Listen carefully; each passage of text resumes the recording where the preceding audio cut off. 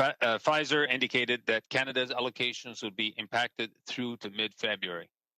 We're not receiving any Pfizer-BioNTech doses this week, and our allocations in the next 2 weeks will remain lower than what we had originally anticipated. Yes, you heard that right. No vaccines this week, big reductions in weeks to come. Hi, I'm Brian Lilley, political columnist with the Toronto Sun.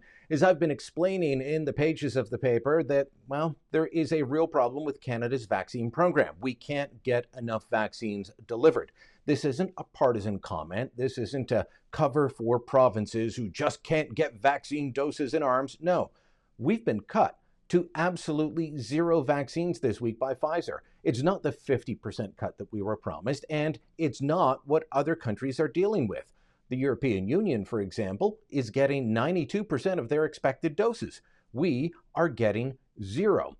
And next week, we're going to get less for the entire country than Ontario was expecting.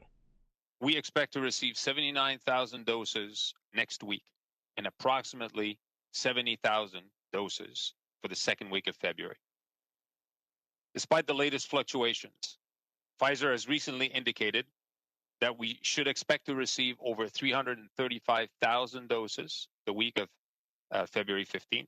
So 79,000 doses next week, 70,000 the week after that. That is not enough to look after the entire country. It's leaving provinces who are responsible for administering the program scrambling, as you can see in this clip from Ontario Premier Doug Ford. It's disappointing. Our share of the numbers over the next couple of weeks is roughly about 33,000 vaccines. It's disappointing that now we hear a decline. We're going to be down, I think it's another 13%.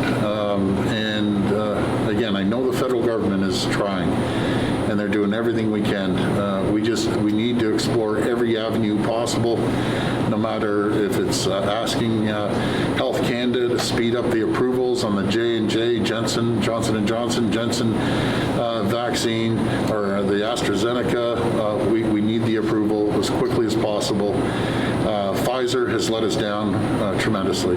Now, one of the major problems is how Pfizer is going to start counting doses as opposed to how they promised the doses. Pfizer promised 4 million doses by the end of March. That's their contract. They're now trying to say that the vials they sent actually contain 6 doses, not 5. Now, this is true in some cases. If you have the right equipment and you have the right skill, well then, technicians are able to pull 6 doses from each vial instead of 5.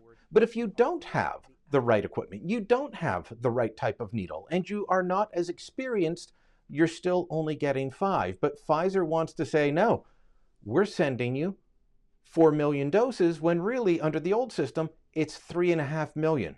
They're trying to shortchange us, and the Trudeau government is trying to sell you that this is a good thing.